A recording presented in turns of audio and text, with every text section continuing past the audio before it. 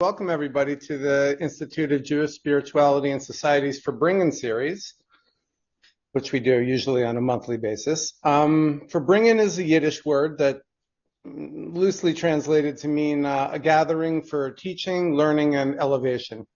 And so we have a good time in the Farbrengen. It's a small community, and that's how it's designed, so we can all communicate and talk. For anyone who's new here, just a quick word on the mission of IJSS, as we call ourselves. The IJSS trains educators, scholars, and institutional leaders to bring Jewish spiritual wisdom into classrooms, campuses, and public life, shaping how the next generation learns, teaches, and leads. So that's our main focus. In concert with that, we hold our Farbrengen series, where we bring these scholars and practitioners into conversation with the broader community. So that's what we're doing tonight. I'm Michael Wexler, Associate Director of the IJSS, and I want to introduce our featured guest tonight.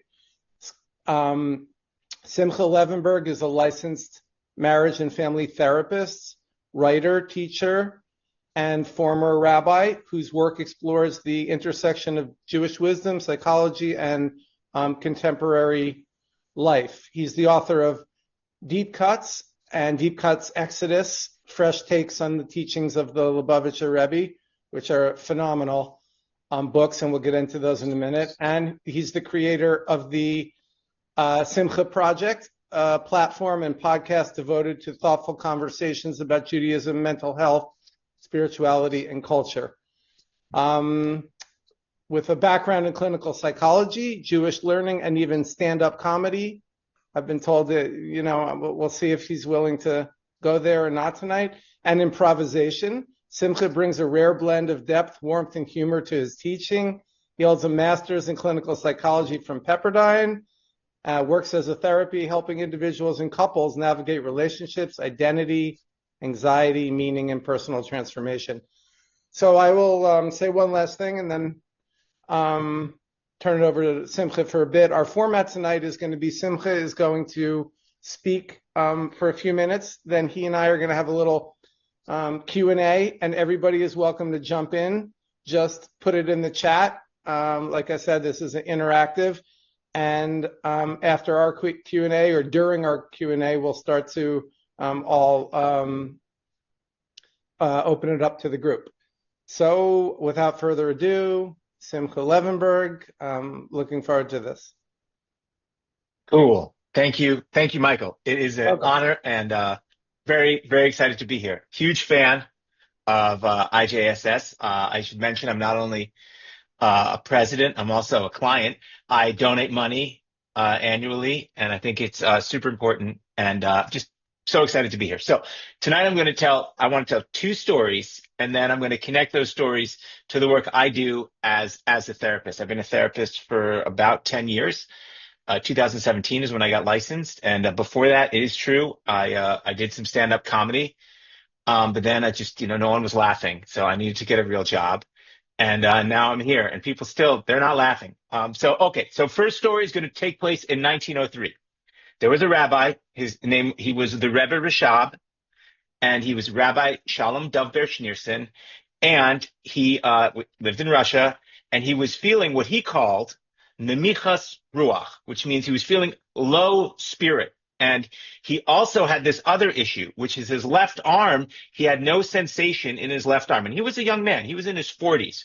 And so he had heard of a doctor in Vienna, Austria, who was doing interesting things with electrolysis. And so he went down to Austria. And who is the doctor? It's Sigmund Freud. In 1903, this happens.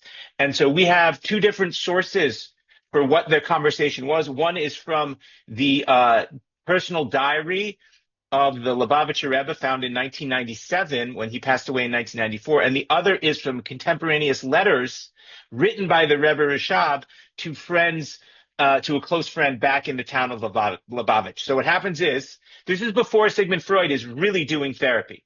He is at that point a doctor. He spent a lot of years in the wilderness, not just doing rails of cocaine and smoking 15 cigars a day, but also trying to figure out how he was going to, make a big breakthrough. The Victorian era, which is like a really wondrous time for medicine. And so he was doing a lot of work with electrolysis. And in this case, the Rebbe Rashab went to him, and they had a machine, and they were just basically sending electrical pulses into his arm to try to activate the nerves. As the Dr. Freud was doing his intake, he, of course, like any good doctor, asks him, some larger questions about his life, how things are going. And the rabbi, honest man, honesty, rigorous honesty is a very important part of being a human, a Jewish person, and a rabbi. And so he said, I'm not feeling too great. I'm feeling kind of low. And so, but the language he used was in Hebrew and Yiddish. He says it's a lowliness of spirit.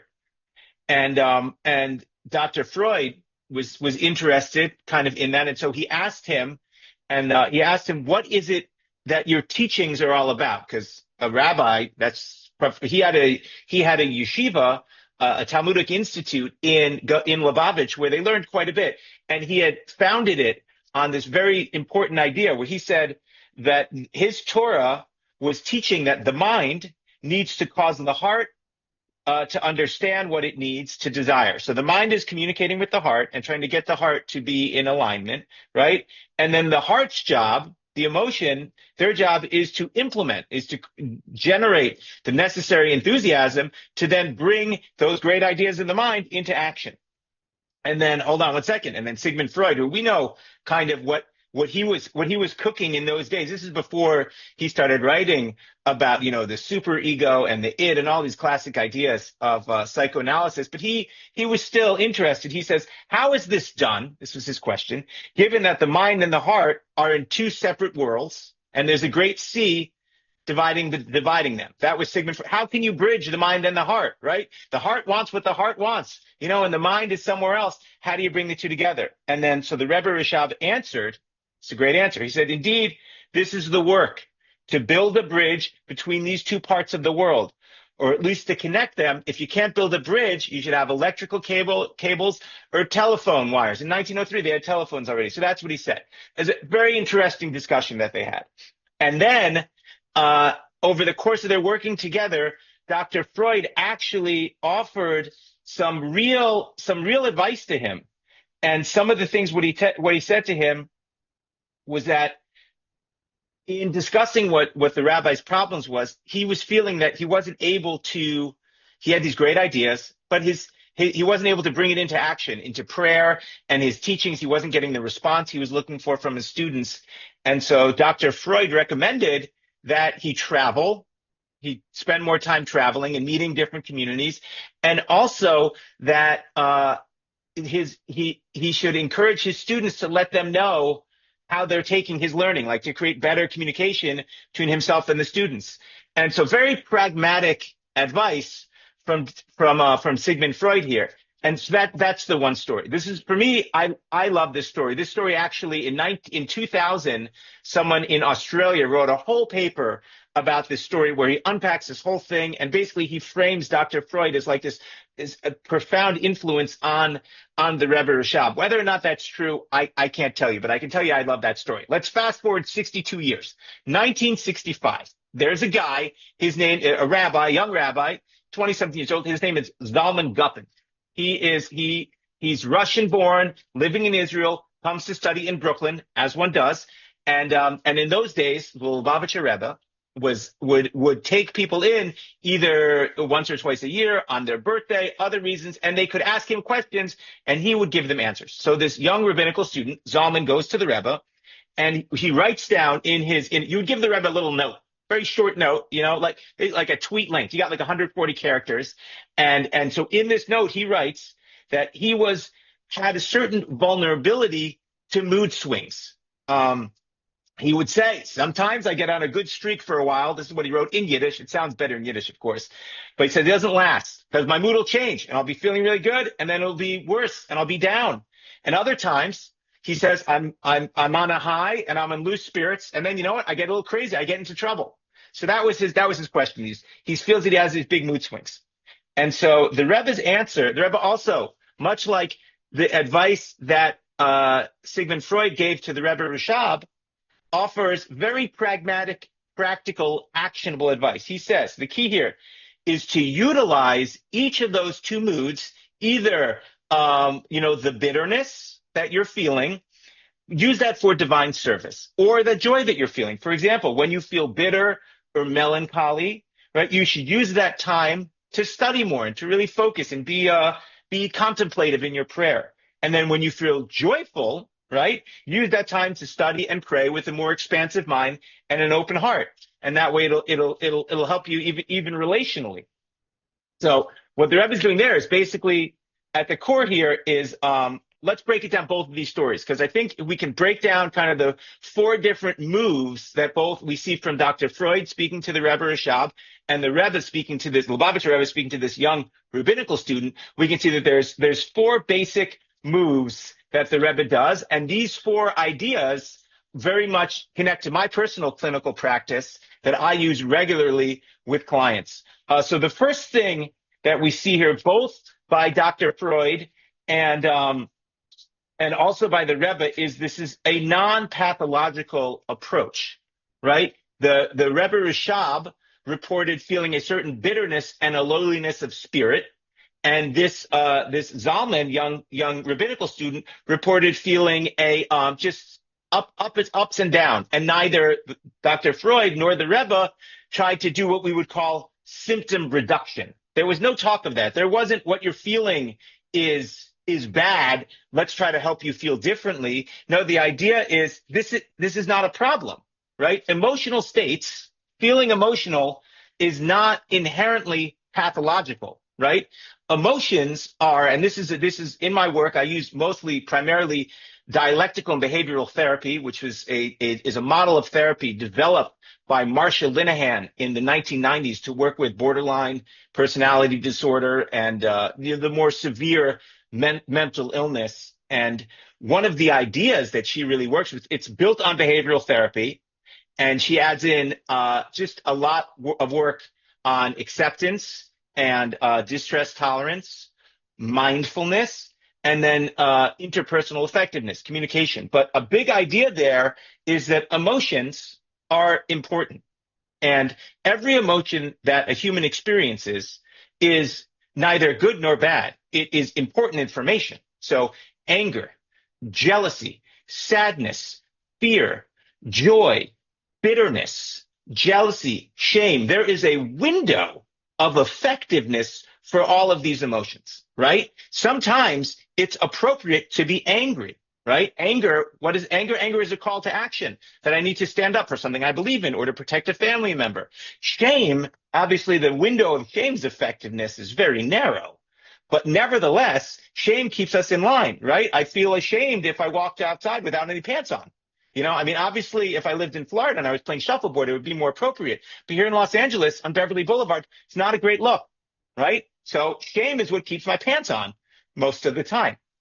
Similarly, all the other emotions. So what we see from both dialectical behavioral therapy and from Dr. Freud and from the Rebbe is this idea that emotions are an emotional fluctuation is not a problem. The question to ask is this effective? Is this helping me? And if it's not, how can I lower the volume on it or make sure it is, right? And so in DBT, in my work, what we do is first we figure out what emotions are, why we need emotions, and then we learn to ask ourselves a very important question. I'm feeling an emotion X. Is this emotion helpful? Is this useful for me? And is it useful for me at this level that I'm feeling? Right? And then if it is, then I just go into problem solving mode. In this case, in all these things, in our aforementioned cases, that's exactly what the Rebbe goes into, is that it's about traveling for the Rebbe Rashab. It's about getting feedback from your students and your Hasidim. And then with the advice to the rabbinical student, it's about channeling the energy. So it's about figuring out how to utilize these things. So symptom reduction is out, and just utilizing the emotion as it is. Another thing that we see here is, which I really like, is the centrality of action, that we spend a lot of time, quite a bit of time in therapy. There's a lot of insight-oriented modalities where I'm trying to figure out, Michael, your mother's here. We're trying to figure out, what did my mother do to me, right? But we know that at a certain point, right, it's our parents' fault that we are the way we are, and it's our fault if we stay that way. At a certain point, we have to start to change. And you tell Michael that next time he calls you up and starts complaining about his childhood. Well, none of that. But the idea is that we have to take action. So in behavioral therapy, we call this behavioral activation. In fact, when I have clients come to me, every single week, I want to have a change. I want them making a singular change in their life that we can monitor, and they can report back to me via text message or in our next session. How did this go? So sometimes it's fixing up a resume or something very, small, but that they're actually doing something. So we do that every single week. A third thing that I love here is we spoke about that, the transformation, not elimination or symptom reduction. And then the final thing is this idea of just focusing on the pragmatic. And by that I mean is that, like, we can get very lost in therapy in a lot of, I do a lot of internal family systems, which is another model of therapy where we're really going deep inside, doing deep inner work or inner child work, stuff like that. But at the end of the day, we have to leave our therapist's office, and my clients have to leave my office, and they have to actually make changes in their life. So we're always trying to think about what is the reality of the situation. So those are just to summarize here, nothing is pathological, right? That there's a way to utilize what the client is experiencing. And then we want to figure out what is an effective way to channel that energy, right? It's values neutral. The question is, what are we going to do with it? And then we're always looking for action, right? We do transformation, not elimination of symptomology. And finally, it's about being pragmatic, right? We don't think, and this is something the Rebbe spoke about for his entire life, is that the idea is not, and this also connects to Passover, and I'll stop with this. The idea is not, when I feel better, then I will go get a job, or when I feel better, then I will start exercising, right? When the Jewish people were in Egypt, according to the literature, there were 50 gates. There were 49 gates, of impurity. And the Jewish people were at the 49th gate. They were as impure as it could possibly be. And in fact, it says that if God didn't take us out on the night of Passover, next Wednesday night, if he didn't take us out at that exact moment, we never would have been able to leave. So I'm sure, though, we're Jewish people, right? If God comes to your door and says, I need you guys to leave right now, I'm going to hold on one second. I got to get my carry-on luggage, right? I don't have any of my medications, right? There's so many things I need to do. Where are my socks? I don't know. What shoes should I bring, right? Do I bring flip-flops? So I would go through a whole thing. The Jewish people, they just had to take action. They couldn't wait. And that's a very so this is a time of year, generally speaking, when we can all do things that we can jump into action. We don't have to wait for the insight to come. Rather, we can take action first. And then we often find that, and this is a big idea, it's called taking opposite action. That sometimes if I'm feeling down, right, I can just either smile in the mirror. I could get on a jet ski, because it's impossible to feel sad on a jet ski, right? It's just, you can't do it. You got to smile. That's what it's called, opposite action. And so we act first, and then we look to see how that makes us feel different. So that's going to sum up my monologue. And now we're going to bring Michael back in, and he's got some questions, which I'm going to do my best to answer honestly, or if not honestly, at least in a way that's enjoyable. Simcha, thank you. I think I understood most of that. Excellent. So yeah, I think that, in terms of format, I have a few questions for Simcha. If anyone has questions during our questions, just put them in the chat. Exactly. This is the whole idea of the Farbringen is like one group. And when the Lubavitcher Rebbe had Farbringen, there were many bottles of vodka on the table. So if you have any, now's a good time for L'chaim. So let me jump into this. Very interesting in terms of therapy. why don't we start out with and full disclosure, I worked with Simcha and helped him edit these books, which was a true honor because as you can hear from his monologue, and yes, they're available on Amazon. He has a very unique style. So let's jump into the book. So the first thing I want to ask is quickly is you say in your bio, coming from the back of shul, right? So I think a lot of us can relate to that, right? I mean, I remember my grandfather, and since you called out my mom, we'll reference her again. Trying to drag me to shul, and I'm like, I don't want to go to shul. Okay, I'll go to shul. I'm in the back of the shul. So, tell us about how you came from being in the back of shul to a rabbi. Okay, a fair question. Well, first, this goes back to high school, where as soon as you could pick your own seat in class, I was always in the back row. That's honestly where I belong. And then fast forward, I was a rabbi for a number of years, but I would sit in the back. I would go to the front when I had to do anything spiritual, but my place has always been in the back. I'm a man of the people. I really, maybe because I'm a child of the 90s, you know what I mean? And I was taught to punch up, right? And speak truth to power. And I'm a class clown. So even when I was a rabbi, I had a very hard time being in a leadership role. And I'd much rather just make fun of the people in charge or be silently annoyed by them. Yeah, okay. That makes sense. Knowing you, that makes sense. I want to, like I said, I want Which to is what, just to jump in, this whole book is about, this book is written for people stuck in the back of shul when the rabbi is droning on and on and on with his third story about, his childhood and the choices yeah. he made in Israel. This is why you have this book, to give you something good to do. Well, then, yeah, full disclosure, in all fairness, Menachem Schmidt, who's not here right now, he's one of the founders of IJSS with my father, Philip Wexler. He says to me, this guy Simcha Levenberg, he's working on a book. Let me send you a little bit. You tell me if it's any good. And I said, you know what? It's really good. It's really good because he's talking about, and this is what happens throughout history, right? People put ancient universal wisdom into the a more modern vernacular. And that's what Simcha managed to do. So I want you to walk us through really quick how these books are structured, right? Tell us, for those of us like me who don't understand much, tell us how they work. The first book you wrote takes us through Genesis, right? So tell us what the Parshot are, and then tell us what the Sichot are, which are interpretations, and tell us the structure of the book and how it works.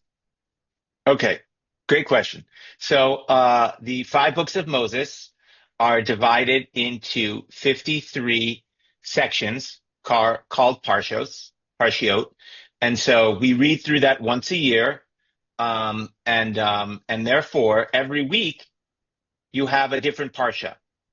And the Lubavitcher Rebbe would during his Farbrengen, he would say a number of speeches, of different talks. And he had people who would edit those talks, and they ultimately were published in either Hebrew or Yiddish. And there is 10,000 of those. I mean, it is a massive number. And so I've been around for a little bit. I've been religious now for 28 years. And I have personal favorites. And some people, when you talk to them, you're like, which is your favorite teaching of the Rebbe? They say every teaching, right? Like, well, I was a Deadhead for a number of years, and I have favorite Grateful Dead songs, right? Not every song is my favorite song, right? Like, if they start playing Easy Answer, I'm going to the bathroom. I'm sorry. Let me interrupt for a minute. Are you a Jerry guy or a Bobby guy? I'm Cherry all the way. Okay. This is not. Come on, there's only one answer to that. There is. I set you up, but go on. Yes, but thank you. So then I have my favorites, and I noticed a tendency in this day and age where everything is getting shorter and shorter and shorter. People are all about just tell me something in 60 seconds. Or every tweet is only 140 characters. Now it can maybe 280. Every reel can only be 2 minutes long. And I wanted a chance to take my favorite teachings, translate them into English, and then just lay them all out there. But then, because you're talking to in the mind of a crazy person, every time I'm learning, I'm thinking about every movie I've ever seen. I'm thinking about all my favorite music. I'm thinking about like everything I love about the NBA. And so I included footnotes and endnotes where you just get the experience of, as I'm learning it, this is what I'm thinking about. So obviously the films of Christopher Nolan are Godfather, extremely important. And so that I summarize each parsha for the Torah at the beginning, just to let people know what's going on. And then Michael and I came up with some clever ways to do it. We also offer some headlines, like fake headlines, just to kind of another way to learn what's in the Give us parsha. a And then we couple have, headlines that might be in a parsha. okay. Yes, you can cheat and use the book. Okay, I'm cheating. Yes. Okay. Sister Act 2. Yitzchak revives the "my wife is my sister" ploy.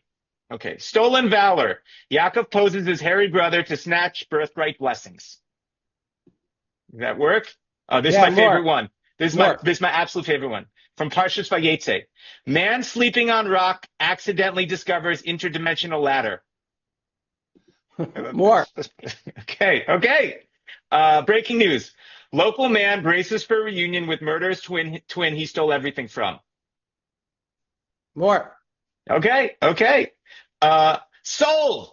Locals resolve sibling rivalry by offloading kid brother to spice traders. Poor Yosef. Royal butler freed but quiet. Yosef lingers in prison.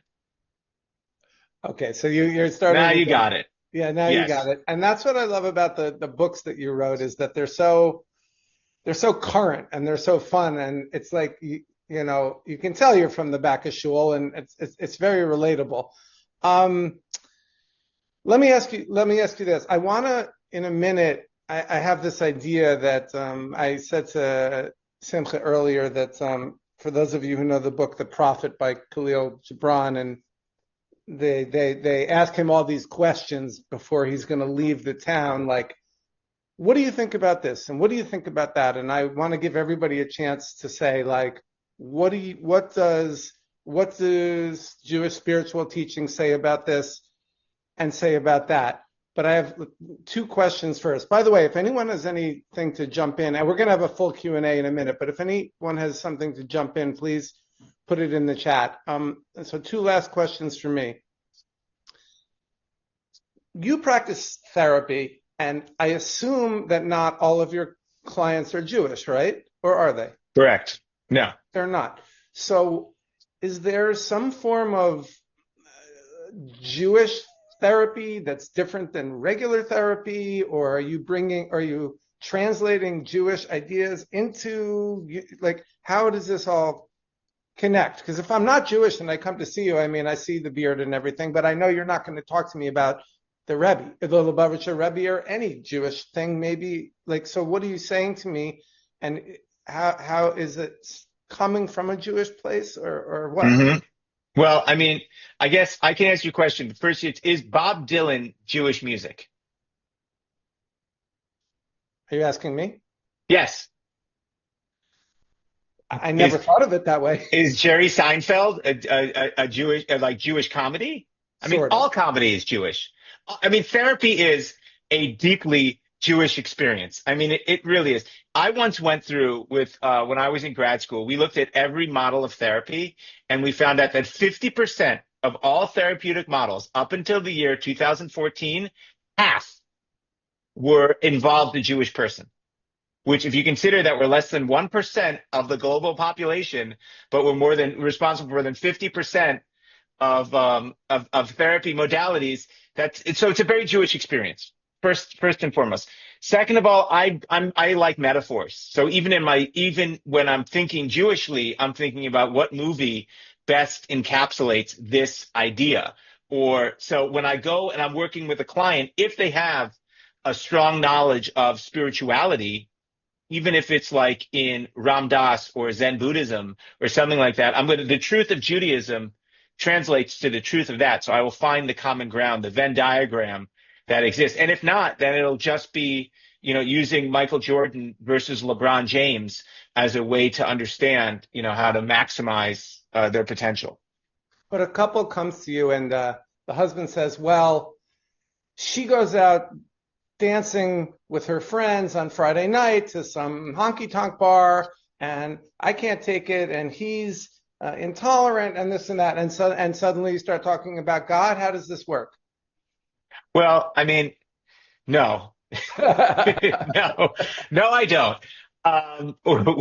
With couples, it doesn't, it only comes up so much if God is a source of problems. With individuals, God is much more likely to come up. If not God, then spirituality. Because spirituality is a better word. When I work with clients, after the big three for me is sleep, exercise, and nutrition. Those are the most important things. Every client, I want to hear all about it. And then when we get that, like once they've assured me that they're making strides in those areas, then we want to look at career, relationships, career, and then we get to this last big part, which is meaning and purpose and spirituality. And so that's really a time for the aspects of myself that are most rabbinic. That's their opportunity to shine. And if clients are atheist or if clients are not theistic at all, when we just think about this in terms of values, right? And figuring out what are the values which are kind of the big picture concepts that you want to live a life in accordance with. And so that has nothing to do directly with Judaism. But yeah, look, I'm Jewish. I drive like a Jewish person. I watch baseball like a Jewish person. I'm standing up with my arms crossed. I went to my first ever World Series game this year, a game 4, Dodgers lost, and I could not sit down because I was too anxious. It was the least enjoyable experience of my life as a Dodger fan. Dodgers just started playing 6 minutes ago. Don't worry about that. So everything I do is Jewish. I bring Judaism into every aspect of my life. I shower like a Jewish man. There's a lot of noises. What is driving like a Jewish person? It's traffic. It's all about traffic avoidance. And I won't go anywhere unless I know there's a parking spot. I will not leave. Like, remember we were talking about before? If God came and he said we need to leave right now, I would need him to guarantee there's going to be a parking spot or valet parking. And you don't like to wait in line either, I take it. I cannot wait in line. I do not like waiting in line. I'd rather not eat than wait in the line for a buffet. I'm just not hungry. Okay, well said. I want to open it up a little bit to anybody who might, I still have more questions, so nobody has to feel pressure, but does anybody have a question? And I'm going to lean on Ray, who's our tech guy in the background. If you have a question, I think you can raise your hand or you can just drop it in the chat and then I can read it to Simcha. So let's open it up to questions for a few minutes and then maybe and I have more questions. So questions from anybody about anything, including the Dodgers and Michael Jordan. Doyers. So do you want to get unmuted, Ann? Okay, yeah. Ray, can you unmute Ann Wexler, who I think I've met before? Okay. Yes. Hi, everybody. Sorry, I can't figure out these symbols of how to raise my hand, so I'm glad you saw me. Well, I have two things. The first thing I want to say is, probably shouldn't say this as Michael's mother, but I was very proud of him because when he graduated college, he wrote a book called The Pot Smoker's Guide to Film and Video. It was revolutionary in its day. And it was very similar to what you said because he's embarrassed. He had titles for all these films that all had to do with smoking pot. He didn't do it. It was a long time ago. This was 1996. I know. But that's what your book kind of reminded me.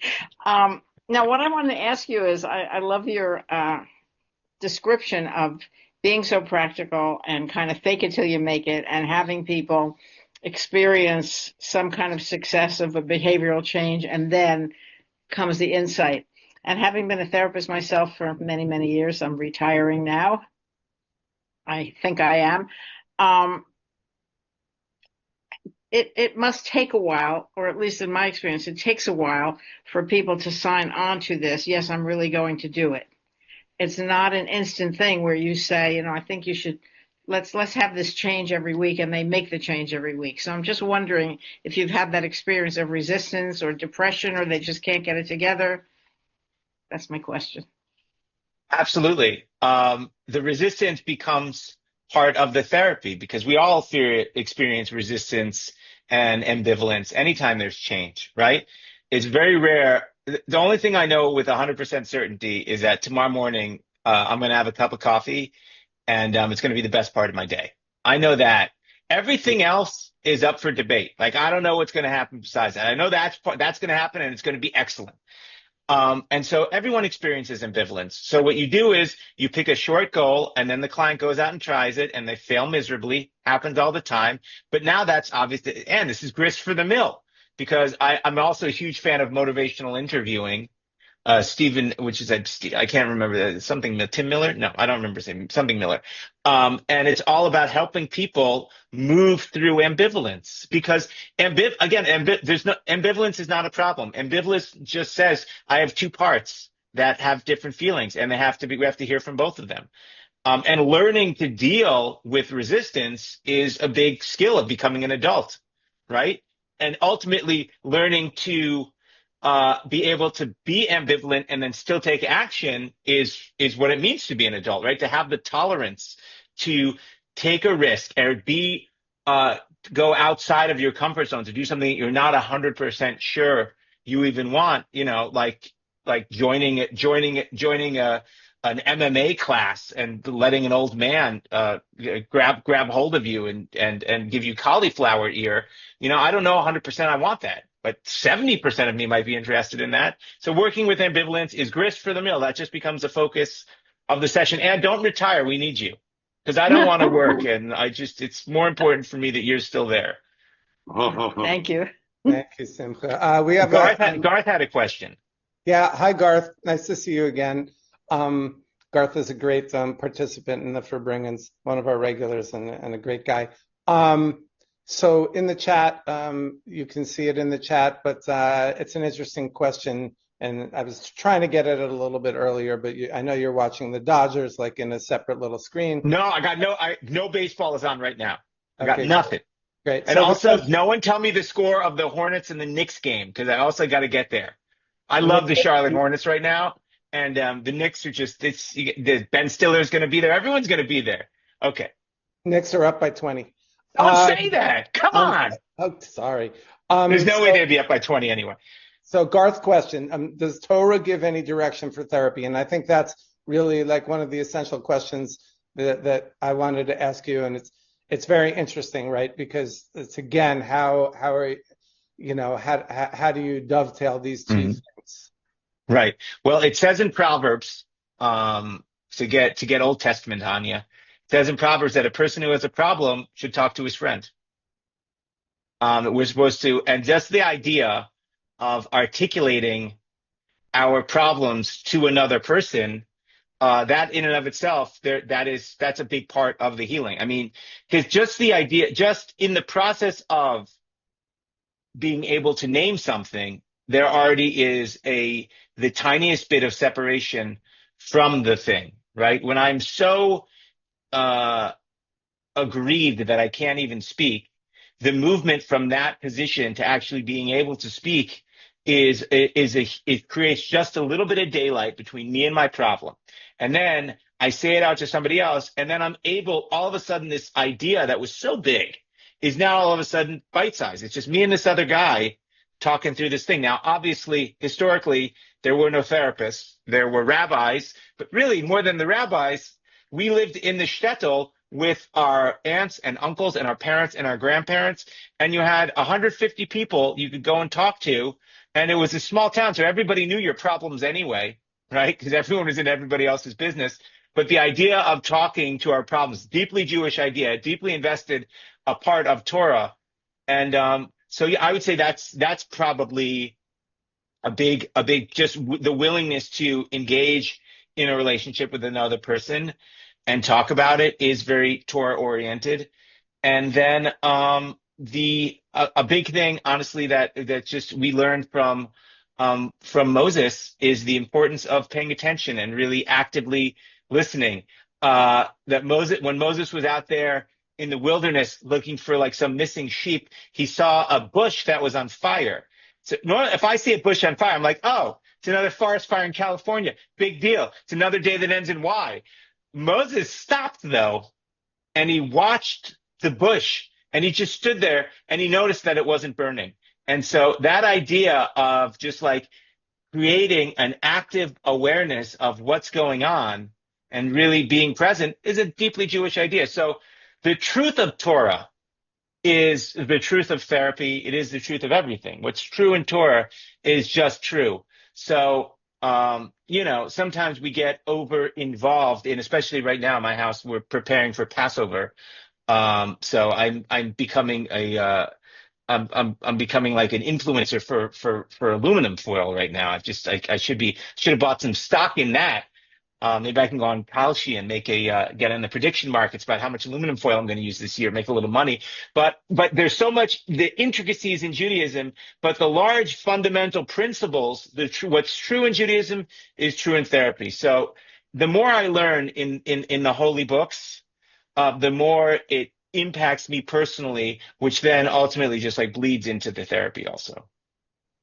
That's a great answer. I have somebody sent me a private message here, so I'm not going to say who it is, because it's a private message, but the message says, my whole life is based on ambivalence. Do you think I can become an adult at 70? Yes, absolutely. I mean, again, you're never going to get, besides the cup of coffee, I'm ambivalent about everything, right? Can I say with 100% certainty that like everything I love? No, I can't. Ambivalence is normal, right? This is just what happens. We don't, by the way, Judaism in the Tanya, which is like the seminal book of the Lubavitch dynasty, speaks about every person contains multitudes. There is a godly divine soul, and then there is a more human soul, which has, the concerns of every other animal walking around, the survival and, survival of the species and survival of the individual. And so those two spiritual-minded soul and survival-minded soul are in constant, tension. And the resolution of that doesn't happen for most of us, right? Every day I wake up with a certain amount of where do I want to put my energies. And even if a part of me would like to go to the synagogue and put on tefillin and pray, there's another part of me that would just like to continue sleeping for another 45 minutes. And so and every day, the elasticity of the self is such that I will go to sleep and I will, whatever amazing thing I accomplished today, it will reset tomorrow morning and I'll be back doing the same thing all over again. There's a Groundhog Day effect. So I'm 47 years old. I'm deeply ambivalent. Let's just be honest. Moses was ambivalent about taking the Jewish people out of Egypt. Even after they had left Egypt, he was like, you know what? I'm not the right man for the job. So if Moses can be ambivalent, we can all be ambivalent. And he was, and he was 80 when that happened. So you got 10 more years to kick around. You're a young man relative to him. So you got no problems. That's great. Shimon has a question, his hand up. So if we can unmute him, Ray, and he can ask a question. Cool. Hi, Simcha. First off, very entertaining. Nice to see you. It seems like you're discussing your book. I don't know if it's promoting it and so on. I haven't read it yet. And then I feel like you answered my question. I just wanted like a little Simcha flavor on it. Your book talks about all your life experience and all the fun and all the movies, and you say everything that pops up into your mind when you're learning. Do you find when you're out there, and you answered, I think, in the sense of also you're talking about like you're a Jew and Seinfeld, a Jewish comedian, and all these other Jewish characters. Are they Jews? Is Bob Dylan's music Jewish music? Do you find yourself when you're like out there at the baseball game, like your Jewish Torah thoughts come to you and it just can't leave you? That you can't be present at your like baseball game or sports?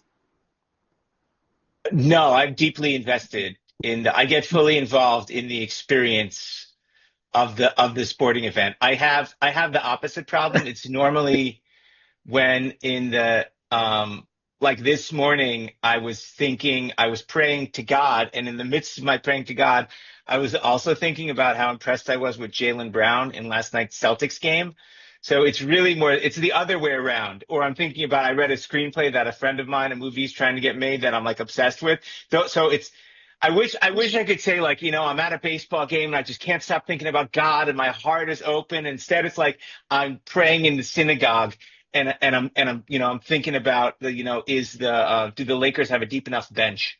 Like Right. that's the unfortunate nature Like of my predicament. I work with the guy when he's out the office. He can't focus. He can't think about anything. And then when he goes on vacation, he's like, finally starts working from vacation when he can't even work at the office. So I'm wondering. I do find that that's the amazing thing about Shabbos, about the Sabbath, is that the entire idea for this book came to me over a series of Shabbos morning, Saturday morning, just being in my house, spending time by myself, just thinking about things. So any ideas from the fake headlines to actually writing a book that really challenged the way I see these teachings versus the more traditional academic way to learn them. And that just came from being, in a very Jewish setting, the Shabbos morning, the most. So yeah, so it's just the way it is. Sometimes you got to I get guess away from it. the follow-up question is really where I was going at, is with all your learning and all your teachings and all your self-awareness and therapy, is the point to incorporate those? And you're talking about earlier, I thought it was funny. It was like, you're talking about, is Jerry Garcia Jewish? No, No. he's not. Okay. So you talk about like Bob Dylan, you talk about like Jerry Seinfeld and so on. And essentially these are like Jewish characters. Like a Seinfeld's like as Jewish as it gets. Is the point of a lot of this learning and teaching to then incorporate all that Jewishness into your everyday life, as a therapist, but even in those areas where it's not therapy, like I was saying, like is going to that sports game essentially meant to be a Jewish experience for you also? Yeah, I don't think about necessarily in terms of Jewish or not Jewish, but I do spend, this connects very much to the model of therapy that I work with, which is dialectical and behavioral therapy. The focus on a lot of people think of mindfulness as meditation, which is something that is disconnected from their daily experience. But really the idea is, and this is a very big idea in Torah also, to create sacred experiences in your regular life, right? That as holy as the Sabbath is and Passover is. You know what else is holy? Like a Tuesday morning coffee with another person where you're listening to their problems. That has the same idea. So the idea of creating sacred experiences in your life. So when I go to a baseball game, it is true that I am looking to make contact with other humans and spread good vibes. So a lot of times people come up to me and they're very excited to talk to me because they had a Jewish friend, or every woman had a Jewish boyfriend at some point in her life. And she, after 2 beers or 2 margaritas, really wants to tell me, about the impact that Raymond had on her when she was 24 years old. So I get that all the time. And I will take all of these conversations. I cannot avoid them. So yeah, I'm there. I'm open. I come and I try to be as open as possible to other humans. And every once in a while, people do come and want to have deep, profound discussions, and I'm down for that too. But the idea of bringing holiness into every aspect of our lives is a big thing that the Lubavitcher Rebbe really focused on.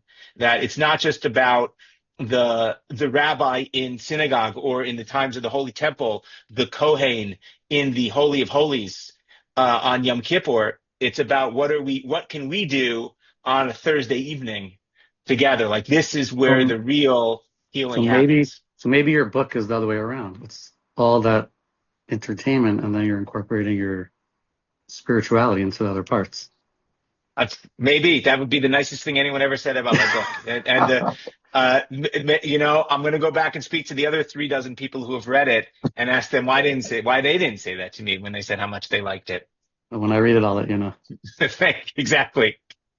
Hey, Simcha, do me a favor. Can you drop your email into the chat in case we don't get to everything tonight? In case Yes. somebody wants to follow up with you.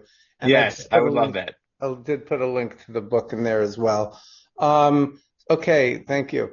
We have time for a couple more questions, or else I'm going to ask questions. So, other questions, we can raise your hand or drop it in the chat.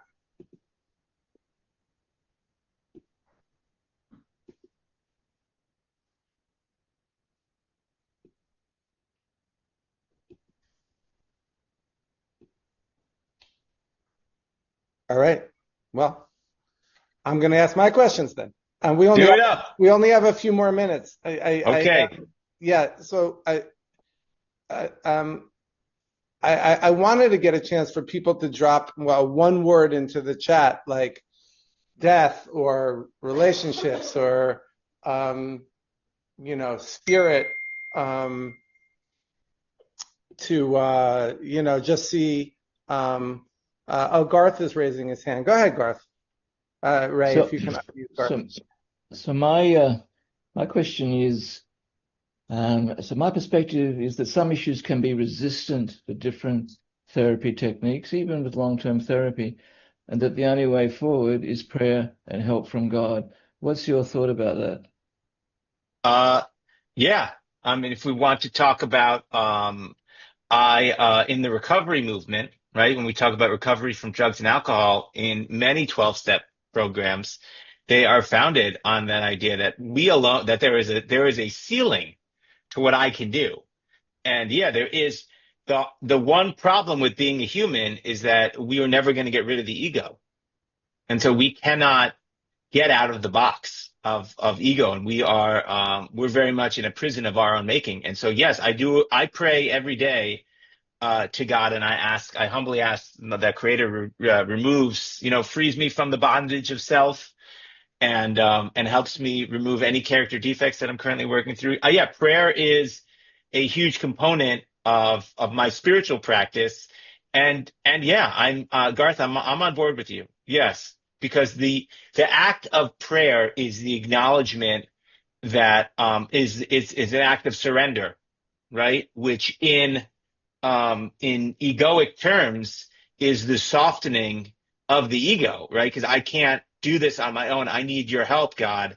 And that is ultimately that creates, like Leonard Cohen says, there's a crack in everything, and that's how the light gets in. So when we turn to Hashem, to God in prayer, acknowledging where we've hit our limits and asking for help, that is absolutely so clients who are receptive to that, I talk to them a lot about how we can pray better and how to add in prayer and figure out ways to enhance prayer. As a Jewish person, as an Orthodox Jewish person, prayer is a very complex thing. But if you can simplify it to its core elements, where it's just about being in a relationship with a higher power, that can kind of unlock the power of prayer. So yes, Garth, you and me, we're simpatico here. Let's go. Thank you. We're about out of time. I wanted to give Simcha one last chance to let us know, to plug the book, tell us the names of it, show it to us, and okay. And then we will conclude. And before we do that, if you're here tonight, that means you're on our mailing list, and you'll be notified for our April for Bring In, May for Bring In. We have a conference coming up at Stanford. Everyone will be be notified about that. But Simcha, why don't you conclude with any comments and just showing us the book and any comments about the book. I normally don't plug a book this hard, but I helped work on it with him, and it's really great. It really brings indigenous wisdom, ancient wisdom into a vernacular that is so digestible. Well, I agree. I had a lot of fun writing it, and those who read it do seem to be enjoy it. So we have two books. One is for Genesis. This is the first one, just called Deep Cuts, because we didn't know if there would actually be a second one. And so this covers the first 12 Torah portions, the book of Genesis. That's the first book Fresh of the takes on Chumash. the subtitle. It's Deep Cuts, fresh takes on the teachings of the Lubavitcher Rebbe. And then it's these are the 12 chapters. The second book is Deep Cuts, Exodus, fresh takes on the teachings of the Lubavitcher Rebbe. This has 10 chapters in it, and it's great. And I'm planning on finishing it. So I ultimately will have this will be a 5-book series. And Michael's been instrumental in helping me get it done. And I'm looking forward to completing the project with his help. And my friend Elon Weinberg is on this call also. Elon also helps me do some editing. He's a great guy, and I'm grateful for his help also. And yeah, anyone, you can find this book. Thank you so much for asking, Ann. The book is available on Amazon. And if you just if you go into the search bar on Amazon and write in Deep Cuts or my name, Simcha Levenberg, it'll bring you to it. For those who are interested, I also have on YouTube, you can find I made a podcast last year called the Personal Pizza Podcast, where I just brought people to my house and I baked them pizza and then I interviewed them. So it's some actors, some D-list celebrities, and some therapists, and my personal trainer, who's just like a great guy, and whatever. It's just fun. If you like pizza and this was interesting for you, then check out the Personal Pizza Podcast. It's less Torah related, more therapy related, but very heavy. I can't stress enough. There's a lot of pizza. So maybe not next week, Passover coming, not 2 weeks from now. Check it out. Well, I think that's a perfect place to conclude with pizza. Thank you, everyone, for joining us for tonight's for Bringing, and we will be in touch about the next one.